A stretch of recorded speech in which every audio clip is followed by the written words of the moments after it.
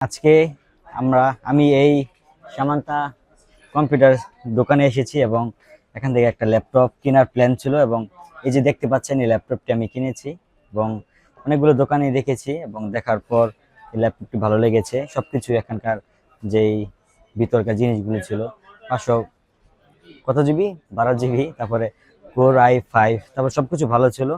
তাহলে এখানে মোটামুটি আমাকে ল্যাপটপের মধ্যে ভিতরে যা দেখেছি সবই সুন্দর এবং অনেক কিছু আপডেট করে দিয়েছে এবং দামটা মোটামুটি ভালোই ছিল এবং ওভারঅল কালারও খুবই সুন্দর।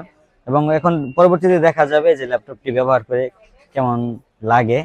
তাই আমরা সাথে এই যে বড় ভাই সাহায্য করেছে রনিদা, তাই রনিদাকে ধন্যবাদ জানাই এবং যে ভিডিও করছে তারা আবার সবাই সাহায্য করেছে ল্যাপটপ কেনার জন্য।